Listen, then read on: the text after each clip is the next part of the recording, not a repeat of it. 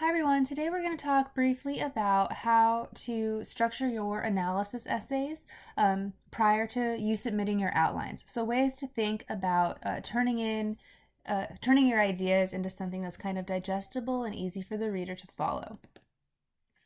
So in your intro paragraphs, the same components that we always need are still needed.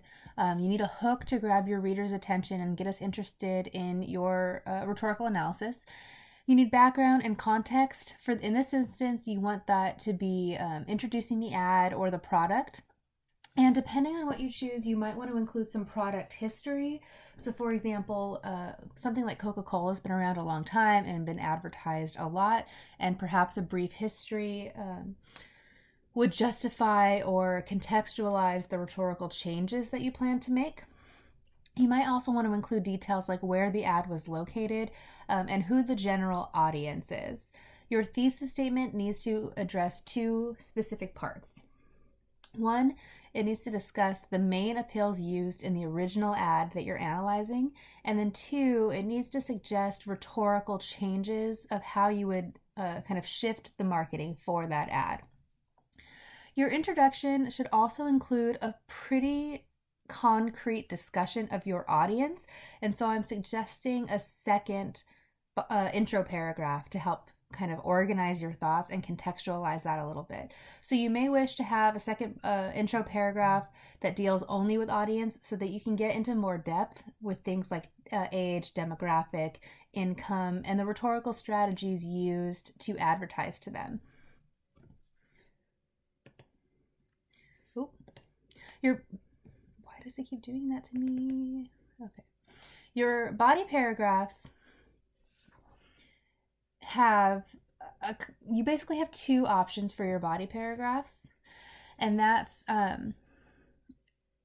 it needs to do two things. It needs to analyze your previous ad, and it needs to discuss changes to create a more ethical ad. So you have two options to kind of approach that. One is you can discuss fully the old advertisement, and then you can discuss all of the changes and the new advertisement.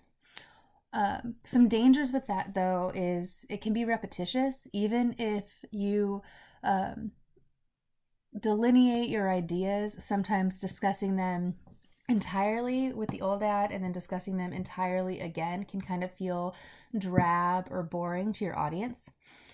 And if you did it in that structure, you would also want to make sure that your paragraphs were parallel.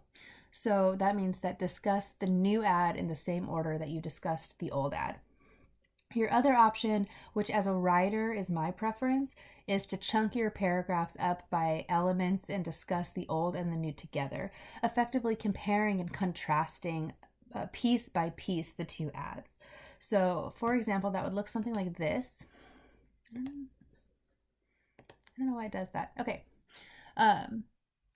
Option one is old and then new. So you can see that I have it set up as like you would talk about visual effects of the old ad, and that even though that looks just like one paragraph, you could do that over the span of several paragraphs.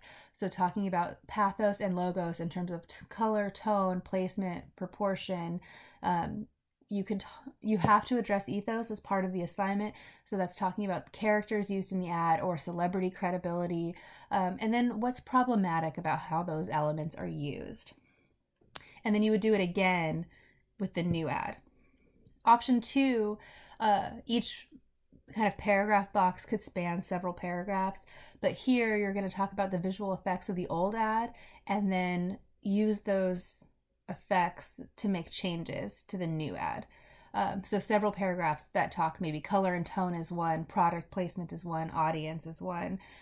You could do a couple of paragraphs on text, so how text is used in the old ad and things that you would change, like a snappy slogan or truer statistics.